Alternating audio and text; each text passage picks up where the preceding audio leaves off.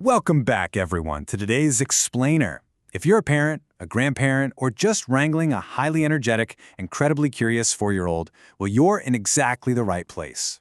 Today, we're unlocking something super special. We're going to look at how you can take story time from being just another daily chore and transform it into literally the most magical, highly anticipated part of your kid's day. We're breaking down the actual science and the art of grabbing those tiny, busy minds using a playbook designed exactly for how their brains work. But first, let's just be completely honest for a second. Is story time in your house currently feeling, well, a bit like a forced academic chore? You sit down, you open up a beautiful book, and boom, your restless toddler is already trying to escape your lap or staring at a toy truck across the room. Trust me, we have all been there. And yeah, it is incredibly frustrating. Okay, let's dive into this, because the problem usually isn't the book at all, and it's definitely not your child. It's actually the approach. We so often treat reading like this rigid, sit still and listen task, which, let's face it, goes totally against how a 4-year-old's brain is wired.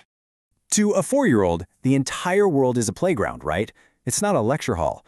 The data actually backs this up, showing us that kids at this age are completely captivated by vibrant visuals, active physical play, and real back-and-forth conversations.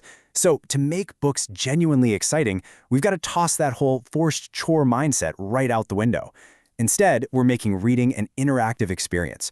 Your kid needs to be the star of the show, an active participant, not just some passive audience member waiting for the story to end. Think of storytime kind of like a massive theater production, and guess what? You're the director. So let's open our playbook to Act 1, Set the Perfect Scene. See, before you even crack open a cover or read a single word, your environment is already sending a massive signal to your child about what is about to happen. Building a cozy reading nook, that's step 1. And hey, we aren't talking about some huge, expensive home renovation here. Literally just a small pop-up play tent, maybe some soft floor pillows, a couple of warm blankets, and a low, easy-to-reach shelf. That's the whole shebang. It creates this dedicated, super inviting little sanctuary. When your kid steps into that space, their brain instantly goes, ah, this is where we get cozy, and this is where the magic happens. Which brings us to how we actually organize that space. There is a night and day difference between traditional library rules and 4-year-old rules. As adults, we line books up with the spines facing out, right? Makes sense to us. But 4-year-olds, they choose with their eyes. They absolutely need those shelves to be forward-facing so they can see the full, bright, colorful covers.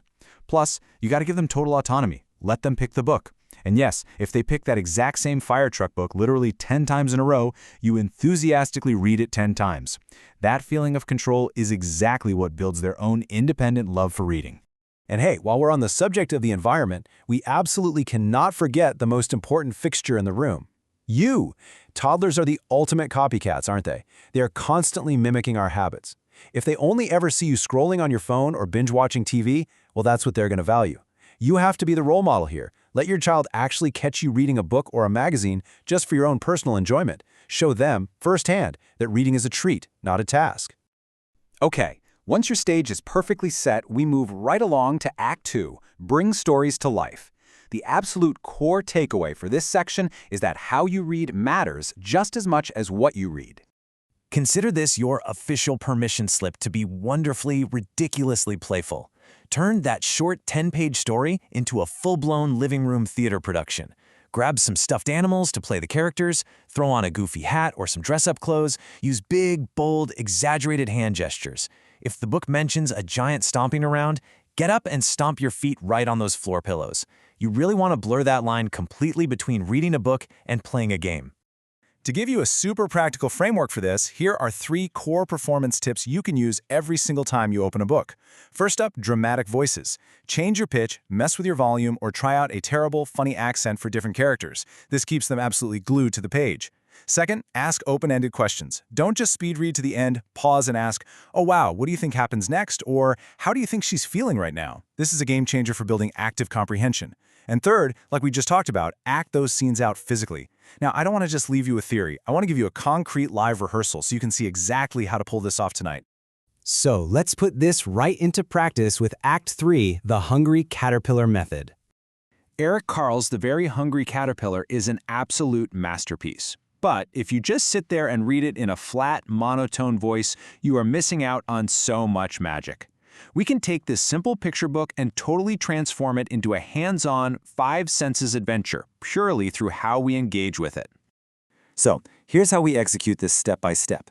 Step 1. Physically take your child's little finger and trace the actual holes in the page as the caterpillar eats through the food. Step 2. Pause before you turn the page and let them guess what food is coming next. Step 3. Put on your best squeaky, super hungry voice for the caterpillar just to keep things playful. Step 4. It's all about pacing. When he finally transforms into a butterfly, drop your voice down to a slow, dramatic whisper and just pause before revealing that final colorful page. And Step 5. Ask about feelings. Wow, how do you think he feels now that he has these giant wings? Notice what we did there. We just shifted them from passively listening to actively touching, predicting, listening for vocal changes, and empathizing. It's brilliant. All right, moving on to Act 4, target the right materials. You could be the absolute best actor in the world, but if the script doesn't interest your audience, they're gonna walk out.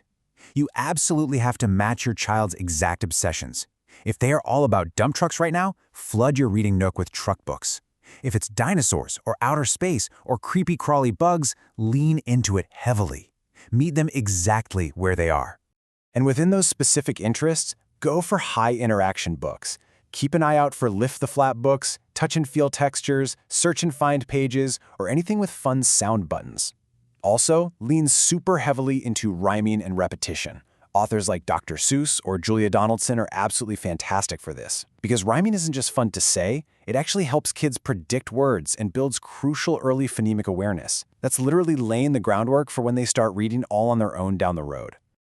Okay, so we've got the environment, we've got the performance down, and we've got the right materials. Now we've got to talk about consistency. Building simple, everyday routines is what solidifies all this magic into a lifelong habit. Anchoring storytime to bedtime is hands down one of the most effective strategies you can use.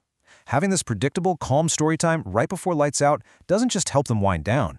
It builds a deeply warm, emotional connection with you, and by extension, a connection with books themselves. But remember, reading shouldn't be boxed in just to bedtime, or just to actual books for that matter. Opportunities for reading are literally everywhere. Alongside your bedtime routine, try pointing out environmental print during your normal day. Read grocery labels out loud while you're shopping. Point out street signs on a walk. Read the text on the back of their toy boxes, or check out restaurant menus together. This proves to them that reading is a practical, everyday superpower, not just something we do before we sleep. As we wrap up today's explainer, I have to share the ultimate golden rule. Here it is. Keep it short. If their interest starts fading after 5 minutes, just close the book. No frustration, no forcing it. This is so vital. Knowing exactly when to stop is the real key to keeping the whole experience positive. Listen, a phenomenal, deeply engaged 5 minutes is worth 100 times more than 20 minutes of crying and forced attention. Keep it light, keep it fun, and always leave them wanting just a little bit more. So I'll leave you with this final question to think about. How will you bring tonight's story to life? Are you going to build an epic blanket fort? Will you try out a hilariously deep voice for a T-Rex? Just remember, the energy and joy you pour into storytime today is exactly what shapes your child's lifelong relationship with learning. If you found this explainer helpful, please go ahead and hit that like button, share it with other parents who could use a little storytime magic, and definitely don't forget to subscribe for more insights. Now go set up that cozy reading nook, grab their favorite book, and go make some magic tonight.